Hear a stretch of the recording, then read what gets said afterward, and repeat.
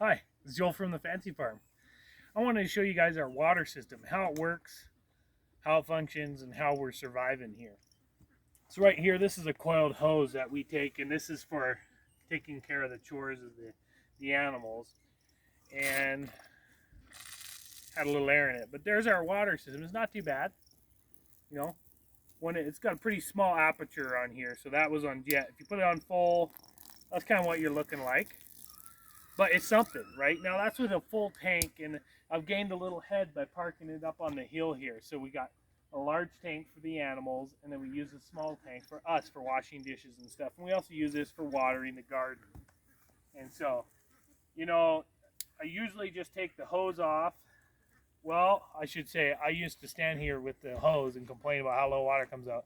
And Drew's like, you could probably just take the head off and have a little more volume. So I learned. So yeah, so just sit here and I'll be able to water the nice flowers, and that seems to work well. This is a never kink hose, so we kink it, put the nozzle back on, because nobody's going to go up to the trailer and shut the water off in between. So that's kind of how we do it. So I'll show you how that works. I'll put this back nicely where it was. We're kind of real on this farm. Sometimes things aren't quite perfect. We live life. So yeah, we'll go for a walk up the hill and I'll show you what's going on.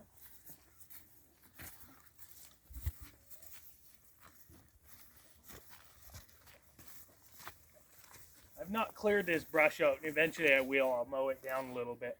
What I do is I take the truck and the trailer down to the wellhead, park it so the generator is right there. I turn it on, hook it up to the well pump, and I fill both these tanks. Now the one has a tarp over it, you'll notice, and the reason I do that is the tanks get quite hot in the sunshine. The small tank we don't mind. We're using it for washing dishes inside or showering, so we don't mind if it gets hot. We're not drinking that water at this point.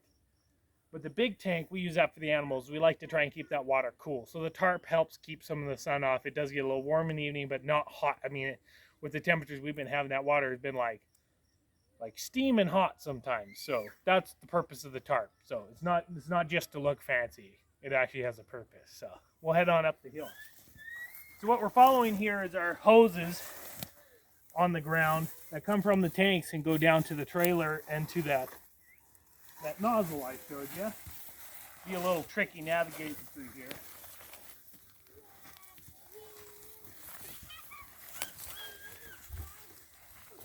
So this trailer and that gives us about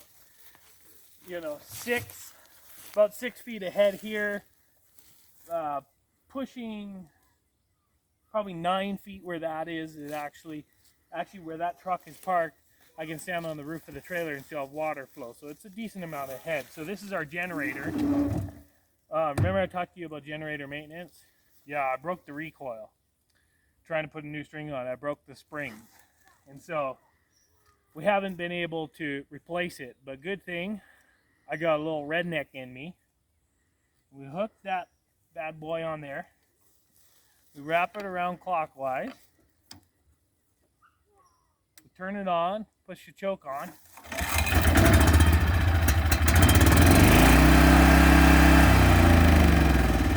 Who needs a recoil when you got a Yamaha engine that'll start on one pole? Anyhow, so let's look at the tank here. So what we got here, about a 450 gallon tank, I believe, that our neighbors actually gave us. And it sits on this trailer, and it's plumbed out through here. It's got this monstrous plumbing on here, reduces down to a hose bib. We just hook on the hose and open it up. And this is the water for the animals. So that goes down, we water the garden and water the animals with this. We go through one of these tanks every 2 days. So we do use quite a bit of water. We like to make sure everybody has fresh, clean water. We do fill the duck pond, so it's quite a bit of water we go through. For our household, we go through about 200 gallons. So this is a 200-gallon tank. We have a separate line, and this just goes directly to the trailer, to the freshwater hookup. Comes through here. I've plumbed it to a little hose bib right here. I place it in the pickup. I take the cables off the tailgate, so it kind of leaves a little clearance for this here, so the tailgate's not pressing on it. I put a strap around it. I travel with the tailgate open, and one time when I first got it, I lost this tank on a hill. It fell out full of water.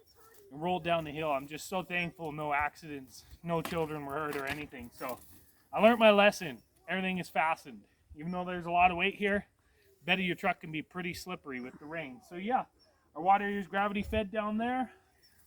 You guys saw the pressure. I want to show you kind of how we do this. It's about 68 feet of head, supplies a trailer. I'm not sure how many PSI, it's not a lot. The shower head doesn't really function very well.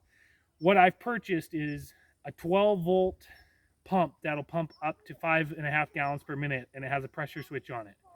So I'll power that through the solar system on the battery side, on the 12 volt DC side, and it will be in line with the hose close to the trailer. And when you turn a valve on inside the house, it senses the drop, the gravity fed water will kind of drop, and the pressure switch should engage and provide pressured water into the trailer. And so we're really looking forward to that, to be able to stop our bathing, even though it does make us beautiful, and be able to have a little better shower pressure and be able to enjoy that. So we're looking forward to that, and we'll show you when that comes in how that system works, and if my theories are right, if we got to integrate a pressure tank in the system and get that all. But we wanted to show you kind of how we live and how we're making it work. So it was nice talking to you. We'll talk to you next time.